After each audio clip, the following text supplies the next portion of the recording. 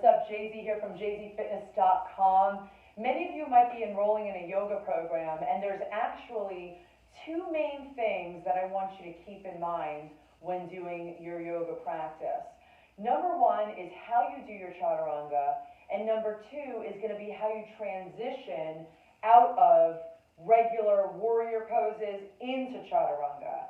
So I'm going to actually bring the camera down a little bit so that you can see from here, because you want to see my feet. You also want to see my chaturanga. So let's start there since I talked about the chaturanga. Many yogis, what they do is they dump into their shoulders. So I didn't go into the transition of getting to this point, but one thing you want to keep in mind is there's three anchors. Your hips, okay, so your hips, your spine, and your shoulders. And when I say your shoulders, I'm talking more about the scapula. Those three components need to be engaged at all times so that you can have good mechanics as you go through the chaturanga.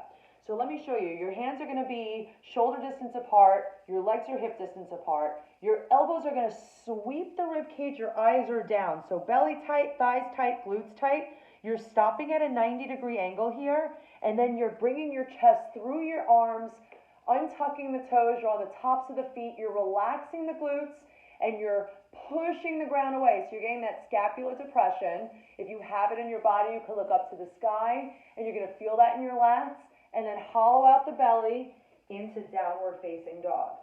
So I'm going to do that again, okay? And it's really good to have an instructor look at you while you're doing this, because it's one thing to hear it and it's another thing to do it.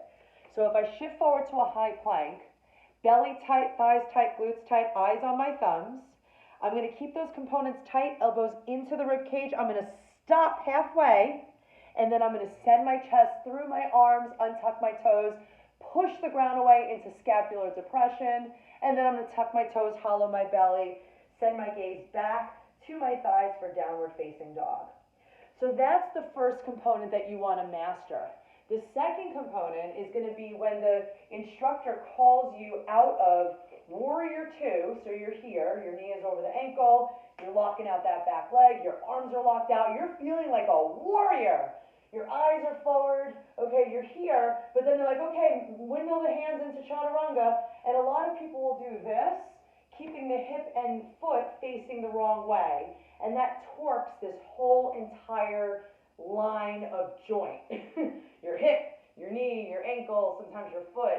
So as soon as that instructor says, go through your vinyasa, you are literally windmilling. As soon as you're windmilling, you are pivoting that back foot to face where you're going.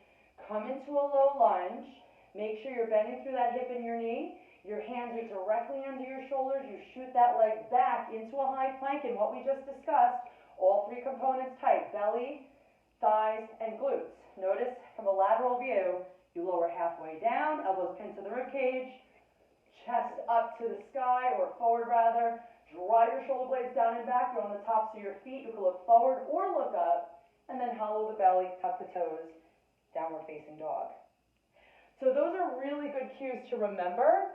Again, it's really good to have a qualified yoga instructor who has a very good understanding of kinesiology so that you know what you heard in this video are stuff that you're actually doing. All right, if you have further questions, please reach out. Otherwise, jzfitness.com. Peace out. Here's to a great, healthy year ahead.